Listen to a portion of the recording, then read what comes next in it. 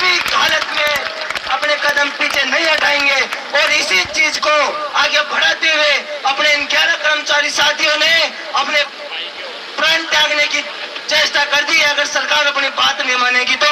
और साथियों, कल सुबह से केवल पानी के पल पे ये लोग यहाँ बैठे हैं और सुबह से शाम तक इस मंच को नहीं छोड़ते हैं साथियों।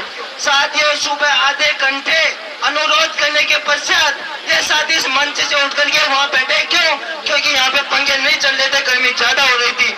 इतने ज्यादा अनुरोध के पश्चात ये लोग मंच छोड़ने पे मजबूर हो रहे हैं। साथियों, सोचो इनका दृढ़ निश्चय किस लेवल पे हो सकता है, अपने साथ लड़ने का कितना बड़ा जज्बा होगा इनका। साथियों, इन अकेलों को 11 को तो कोई वित्तीय लाभ मिलने वाला नहीं है और ऐसा भी नहीं है कि इन 11 को सरकार ले जाके एमएलए का टिकट दे देगी। और ऐसी किसी भी साथी की ऐसी कोई भावना नहीं है जो कोई पॉलिटिकल भावना से यहाँ बैठा हो और अपने साथ लड़ रहा हो। लेकिन साथियों, दुख तो होता ही है ना साथियों, 30-30 साल की लड़ाई है और अपने को कुछ मिल नहीं रहा और इस कौम ने यह ठान लिया है कि अभी नहीं तो कभी नहीं, इस बार या तो इस पार या उस पार, और इस बार तो जाना ही नहीं है साथियों, जाना तो उस पार ही है। अब लग जाए 1-2 दिन और लग जाए, 2-4 दिन लग जाए, सरकारें भी बड़ी मस्त है, हठधर्मिता अपना रखी है। और मेरा तो मानना यह है सरकार की हठधर्मिता नहीं है, अपने कुछ नेता लोग हैं वो चापलूसी भी करना जरूरी है और वो चापलूसी नहीं करेंगे तो उनका वजूद नहीं बचेगा। उनके पास वैसे भी दुकान में तो कोई सामान नहीं है, सामान नहीं होने के कारण अपनी दुकान चलाए कैसे? चलाएंगे तो फिर वो सरकार की चाटुकारिता करके। और सरकार को उन लोगों ने इतने दिन भ्रम में रख रखा था, लेकिन सरकार को भी ये चीज पता थी कि संख्या बल कहाँ है और बाबू संघर्ष कहाँ कर रहा है। इसलिए मेरे सभी साथियों से एक बार फिर से हाथ जोड़कर विनम्र निवेदन है साथियों, कुछ दिनों की बात है, फिर सबको हालात बदलने वाले हैं, सबको अच्छे वित्तीय लाभ मिलने वाले हैं। इसलिए अंतिम पंक्ति बोलना चाहता हूं साथियों, आग लगा लो सीने में जब तक अच्छा वेतन नहीं आए महीने में। जय हिंद, जय संगठन साथियों। धन्यवाद सुरेंद्र मीणा। और एक बार जोरदार तालियां हमारे जानकारी साथियों के लिए। लोकतंत्र का चौथा स्तंभ मीडिया हमारे बीच में मौजूद है। एक बार जोरदार तालियां हमारे मीडिया के साथियों के लिए। मीडिया लगातार हमारी बात को सरकार तक और जनता के बीच पहुंचा रहा है। बहुत बहुत आभार मीडिया के साथियों का। और अगले वक्ता के रूप में मैं आमंत्रित करूं हमारे झुंझुनू पंचायत राज के साथी राजेश आलरिया को। एक बार जोरदार तालियां मंच पर उपस्थित 11 अंचलकारी साथियों के लिए। सम्मानित मंच, प्यारे साथियों, सबसे पहले एक बार जोरदार तालियां मंच में विराजमान जो 11 हमारे पदाधिकारीगण हैं जो कल से अनशन पर बैठे हैं, जिनको 24 घंटे से ज्यादा का समय हो गया। साथियों, आर्थिक सहयोग प्राप्त हुआ है पृथ्वीराज जी सेन, अतिरिक्त प्रशासनिक अधिकारी सीबीओ बेंगू चित्तौड़ की ओर से 5100 रुपए का आभार और अभिनंदन पृथ्वीराज जी सेन। एक बार जोरदार तालियां पृथ्वीराज जी सेन के लिए। राजेश जी आगे। वक्त से लड़कर जो नसीब बदल दे, वक्त से लड़कर जो नसीब बदल दे, संगठन वही जो तकदीर बदल दे, संगठन वही जो तकदीर बदल दे। कल क्या होगा, कल क्या होगा कभी ये मत सोचो, कल क्या होगा कभी ये मत सोचो, क्या पता वक्त खुद अपनी तस्वीर बदल दे, वक्त पता नहीं खुद अपनी तस्वीर बदल दे। जंग ए मैदान में डटे रहो साथियों, जंग ए मैदान में डटे रहो, क्या पता कल समय अपनी तासीर बदल दे, समय अपनी तासीर बदल दे। साथियों, आज 34वां दिन है हमारे महापड़ाओं को, और जो साथी नहीं आए हैं, कम से कम यहाँ जो पंडाल में बैठे हैं, एक साथी यदि एक साथी को भी बुलाए तो हमारी संख्या 1 और 1 2 नहीं, 1 और 1 11 भी होते हैं, तो हमारी संख्या 11 गुना हो सकती है।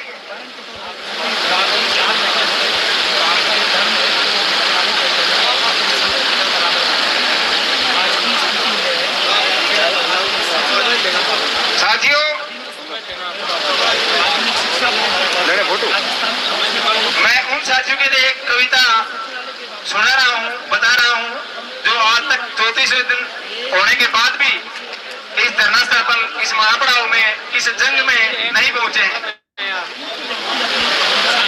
इसका शीर्षक है बाबू को छिपकर बैठा है अपने ही मकान में। बाबू को छिपकर बैठा है अपने ही मकान में, एक बार आके तो देख इस छिपरा पथ के मैदान में। जो तू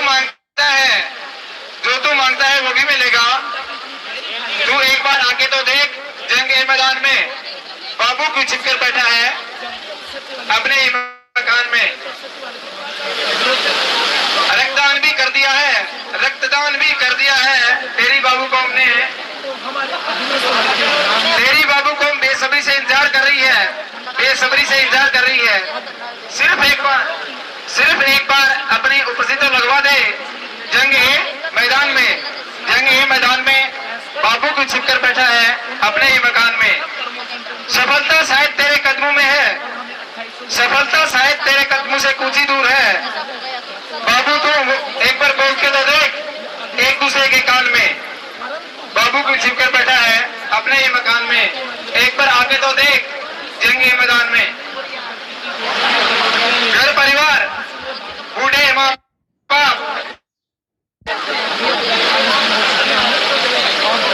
सबके हैं। तू जगा ले अपनी जमीन को।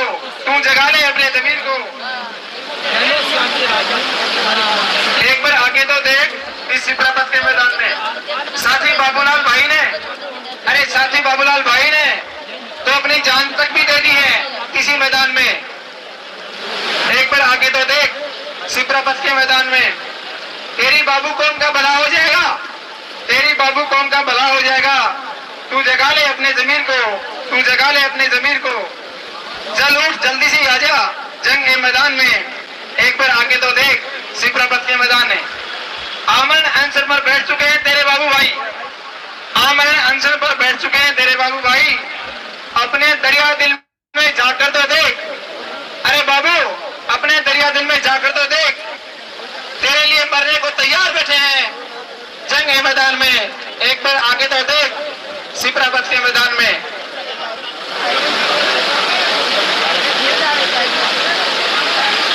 साथियों, आज 34 दिन हो गए मैं लगातार देख रहा हूं हमारे इंद्रपाल सरदार जी को, जो कंटिन्यू रिटायरमेंट होने के बाद भी हमारे साथ तन मन और धन से लगे हुए हैं। बहुत साधुवाद के पात्र हैं। रिटायरमेंट होने के बाद इनको क्या मिलेगा बताइए? इनको क्या मिलेगा? कोई यूडीसी बन जाएगा, कोई प्रशासनिक अधिकारी बन जाएगा, किसी का वेतन बढ़ जाएगा, लेकिन इनका क्या बढ़ेगा? ये एक ही बात बोलते हैं कि मैं तो चूक गया, मैं रिटायरमेंट हो गया, लेकिन मेरे छोटे बच्चे जो हैं उनका भला हो जाए, इसीलिए मैं सुबह शाम इनकी शरण में घूम रहा हूं। मैं इनसे आग्रह करूंगा कि ये गुरु की महिमा है, वो गा के सुनाए। जो पीछे भी मैंने सुनी थी, प्लीज इसके साथ में वाणी को विराम देता हूं। एक बार आइए सर, अभी चालू कर दूंगा। 2 मिनट का टाइम है। हाँ, हो गया सर, आइए आइए सर।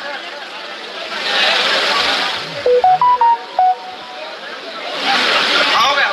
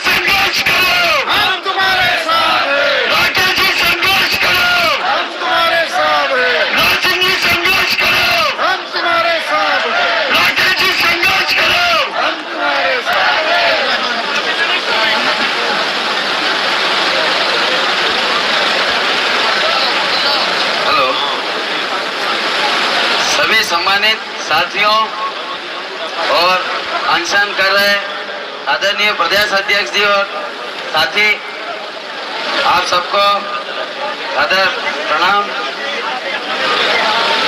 अब क्योंकि मोदी जी ने सिखा दिया है बोलना थोड़ा थोड़ा, बिल्कुल बिल्कुल। और अभी हो रही थी, वीरेंद्र जी भाई साहब ने मना किया कि नहीं, क्योंकि जितना कम बोलोगे उतनी ऊर्जा बनी रहेगी, लेकिन भाई साहब क्या करें, चित्तौड़ का पानी है।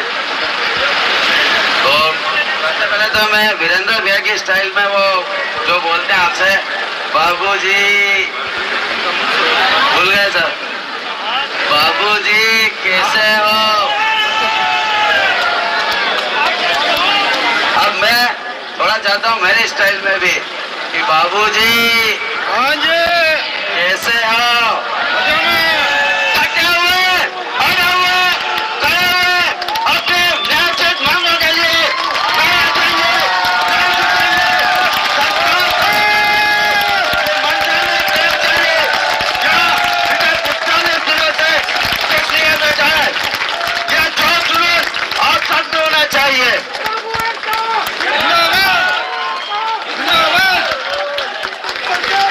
मर जाएंगे, मिट जाएंगे। 2001 से जब से नियुक्ति लगाऊं तब से, उसके बाद से संगठनों से कंटिन्यू 2003 की रैली हो चाहे 2013 का, उसमें भी मैं था 37 दिन, 18 मैं 17 दिन रहा शिप्रापत पे, और अभी आप सबके साथ निरंतर 10 तारीख पर सामूहिक अवकाश से रहते हुए 17 तारीख से यहाँ मैं एक दिन चित्तौड़ नहीं गया हूँ। घर परिवार सब भूल के इसीलिए बैठा हूँ कि ये लड़ाई मेरे स्वयं की है, मैं किसी पे कोई एहसान नहीं कर रहा हूँ। और मैं कहना चाहता हूँ उन लोगों को जो अभी तक भी नहीं आए, तो 4 लाइन बोलूंगा। मुश्किल के दौर में हर कोई बहाने की चादर ओढ़ लेता है, मुश्किल के दौर में हर कोई बहाने की चादर ओढ़ लेता है, पर जो हारी हुई बाजी पलट देता है वही असली शेर होता है। और असली शेर हो। और कल जो हमारे एक दीदी बोलते हैं, उन्होंने आखिर भी कहा लोग नेगेटिव बातें करते हैं, मनोबल गिराते हैं, तो मैं उनको कहना चाहता हूँ, आप उनको कहना जो आपके ऊपर लांछन लगा रहे हैं, आपके ऊपर लांछन लगाने वालों से कह दो मेरा वक्त आने पर खुद से माफी मांगते फिरोगे, और वो दिन दूर नहीं है।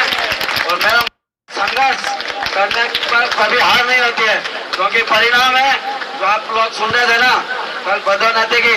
मैं 16 साल में यूडीसी बना और ये 22 साल में हुआ, कोई बेनिफिट नहीं हुआ, फिर भी हर लड़ाई में साथ हूँ, क्योंकि खुशी है।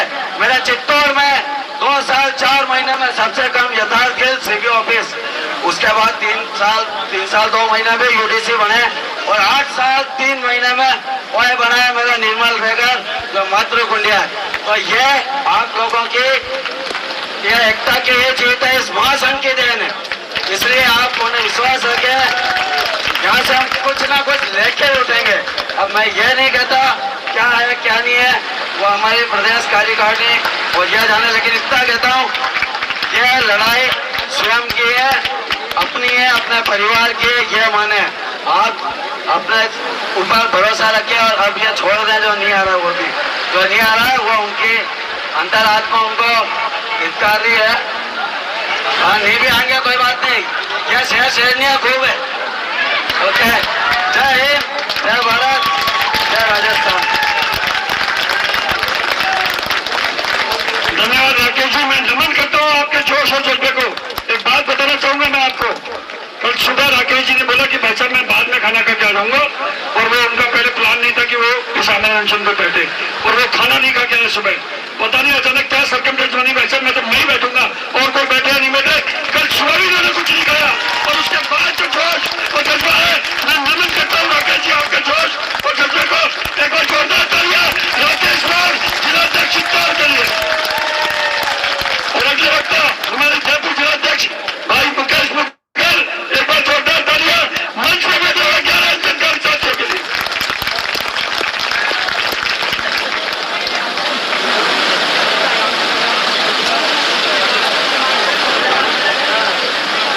मोदी जी बार बार हमें बुलवा देते हैं, अरे व्यवस्था में भी लग रही तो दादा भाषण तुम्हारे बहुत सारे साथी हैं जो लाइन में कतार में लगे हुए हैं, उनको भी देने दो।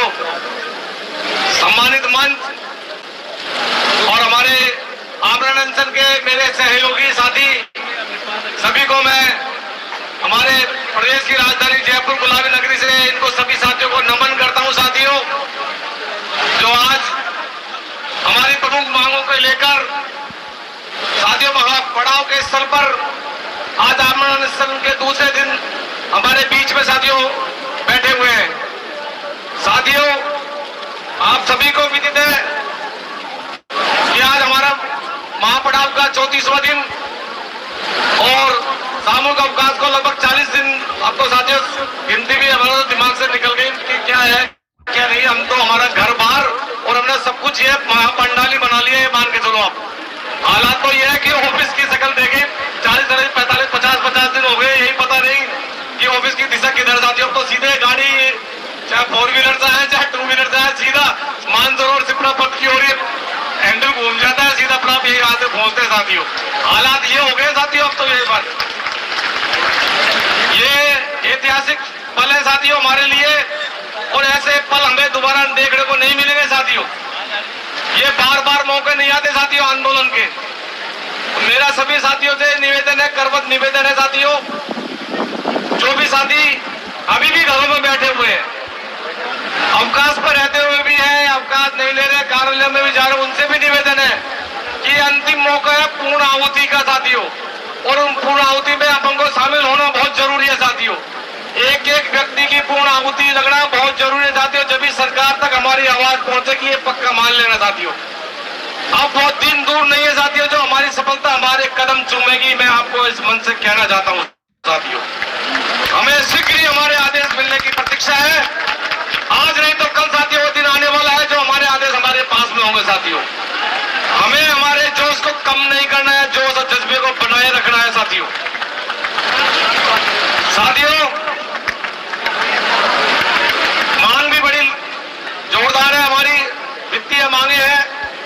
सरकार भी सोच रही है कि ये बाबू अड़ा हुआ है मैदान में और इसकी वाजिब मांग भी है, वो मान भी रहे इस बात को कि पीड़ा बड़ी लंबी है, पुरानी पीड़ा है इनकी, सबको दिया इनको छोड़ दिया साथियों।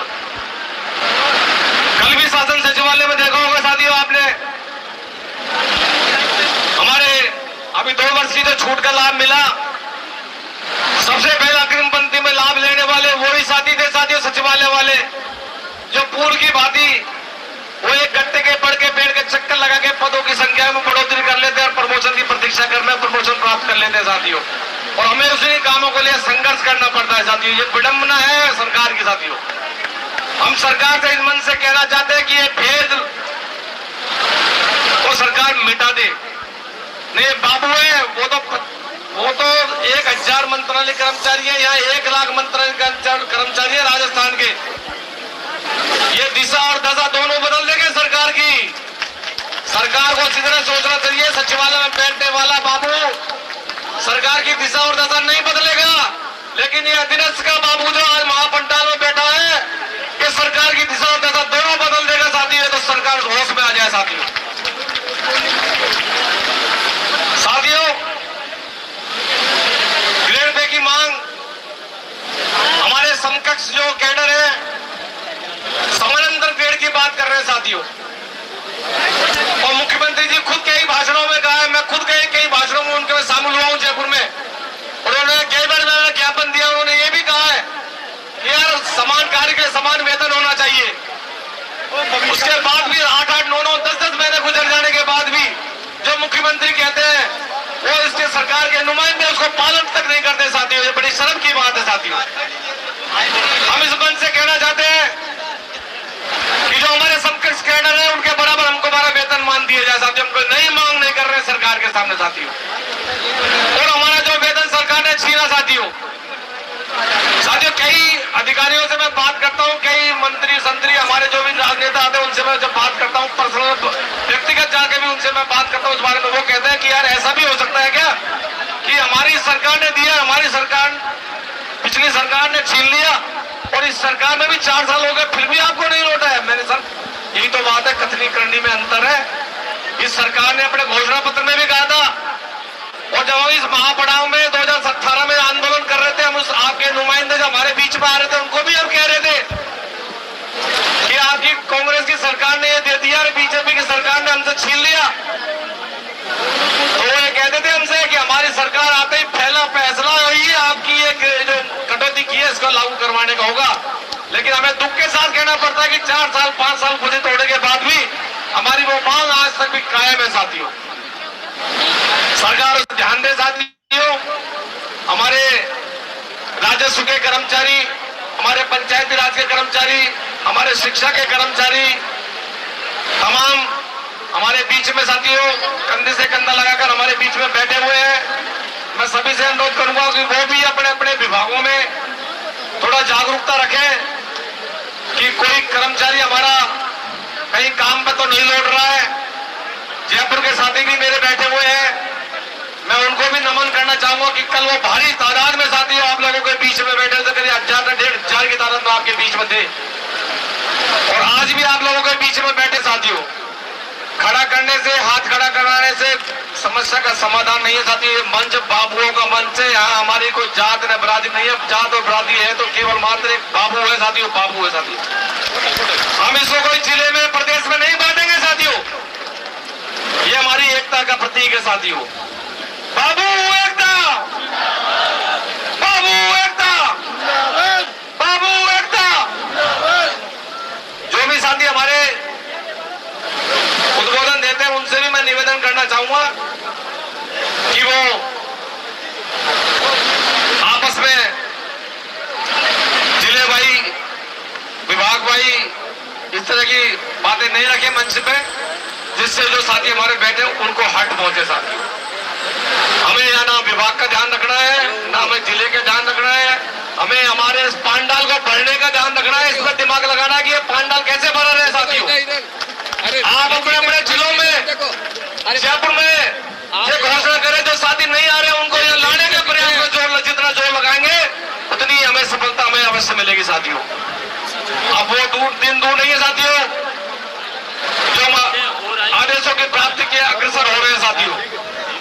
मैं इस मंच से हमारे जयपुर जिले की टीम को भी धन्यवाद अर्पित करूंगा जो प्रतिदिन आपको जलपान की व्यवस्था में लगे हुए साथियों, सफाई व्यवस्था में लगे हुए हैं, प्रेस मीडिया में लगे हुए हैं।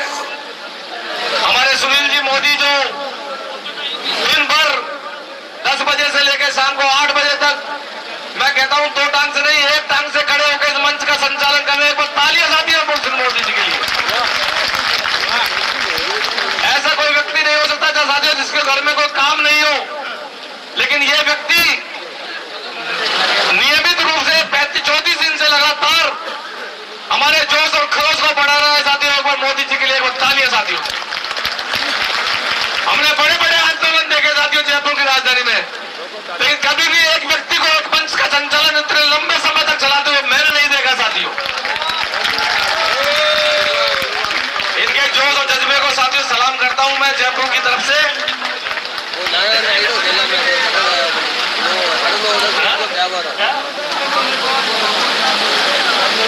और हमारे राकेश जी मोड़ कह रहे हैं कि इन्होंने युवाओं साथियों को भी काफी आगे लाके खड़ा कर दिया और जो भाषण दिलवा रहे हैं एक एक को लाके, वो भी एक ऐतिहासिक फैसला साथियों। हमारे युवा साथी भी, मैं उनसे भी अनुरोध करूंगा कि जो प्रोविजन अभी पूरा नहीं कर पाए, शनिवार रविवार को, आज सुबह भी मैंने अपील की उन साथियों से व्हाट्सएप के जरिए और टेलीफोन के जरिए भी उनको मैंने मैसेज दिया है कि वो अधिक से अधिक संख्या में हमारे पांडाल में पहुंचे। कब सरकार से क्या खुशखबरी मिल जाए साथियों कोई पता नहीं है साथियों। कब सरकार हमारे बीच में आ जाए कोई पता नहीं है साथियों। ये आपके जज्बे को है साथियों, जितना भरा रहेगा पांडाल तभी हमारी समस्या का समाधान हो जाएगा साथियों। 4-5 कुछ साथी अधिकारी हमारे बीच में सीआईडी रिपोर्ट लेने के लिए अभी 3 दिन पहले बाहर गाड़ी, सरकारी गाड़ी लेके खड़े थे पुलिस के पहरे के अंदर साथियों। आप लोगों को किसी को पता नहीं है, लेकिन हमारे दूत भी बहुत सारे जयपुर में चारों तरफ बॉर्डरों पे, आपको लगता है बीच में नहीं बैठे, लेकिन चारों बॉर्डरों के ऊपर, खड़ियों पर, चाले की दुकान पर वो पूरी टोल ले रहे हैं कि कौन व्यक्ति क्या कह रहा है, क्या नहीं कह रहा है, कौन कहां आ रहा है, कहां नहीं जा रहा है साथियों। सारी सूचना साथियों मेरे पास कलेक्ट होती है। शाम को 5 बजे वित्त विभाग के आला अधिकारी चारों तरफ गिड़गिड़ाते हिट रहे थे साथियों। और उनको जब उन्हें पकड़ा, पूछा तो कह रहे एसीएस फाइनेंस साहब ने भेजा है। अरे भाई क्या काम के लिए भेजा है? वार्ता के लिए भेजा। तो राज सिंह जी से बात करो। तो तुम कोने में खड़े खड़े क्या देख रहे हो? तमाशा देख रहे हो क्या? तो बोले नहीं सर, राज सिंह जी से ही बात करने आया। तो मैं राज सिंह जी से बात करो तो मंच पे जाइए, मंच पे जाके बात कीजिए। ये बाबू का जलवा है, इसको ऐसे टोल लेने की जरूरत नहीं है। ये भारी तादाद में बैठा हुआ है, जितने अंदर है उतने ही बाहर घूम रहे हैं अभी साथी हमारे। इसलिए साथियों इस पंडाल में एकता के साथ बैठे रहे, जम के बैठे रहे। जो भी साथी चाय पानी पीने जाए, ज्यादा समय तक चाय पानी की थड़ियों पर नहीं बैठे। सरकार भी रिपोर्ट देख रही है कि कितने लोग बाहर घूमते हैं, कितने लोग पंडाल में बैठते हैं। सारी सीआईडी की रिपोर्ट है, लोग बातचीत भी करते हैं, मेरे पास भी खबर आ रही है। तो इसलिए हमें इस पंडाल को बराबर भर के रखना है साथियों। कूलर की व्यवस्था आपके लिए, ठंडी की व्यवस्था कर दी है, पानी आपके लिए ठंडा पानी उपलब्ध कराया जा रहा है। तो इस बात को ध्यान में रखते हुए हमें पूरे पंडाल पर विराजमान रहना चाहिए साथियों। इसी आशा और उम्मीद के साथ में एकता के साथ सभी साथियों का अभिनंदन करता हूं। और वो एकता के साथ सभी बैठे रहे। महिला साथियों का भी जोश साथियों कम नहीं है, वो भारी तादाद में प्रतिदिन इसी संख्या में हमारे बीच में उपस्थित होती है। आप देखने की बात है साथियों, एक महिला 100 व्यक्तियों के बराबर है। तो 100 है तो कितनी होगी साथियों? अंदाज लगाइए। अपन कहते हैं ना कि महिलाएं क्या है, महिला क्या है। एक महिला 100 व्यक्तियों के बराबर है साथियों। ये सरकार में अच्छी तरह मैसेज है। मैंने बड़े आंदोलन देखे, लेकिन इतनी महिलाओं की तादाद कभी देखी नहीं साथियों। ये निरंतरता है 35 दिन के साथ इस पंडाल की साथियों। सभी बहनों को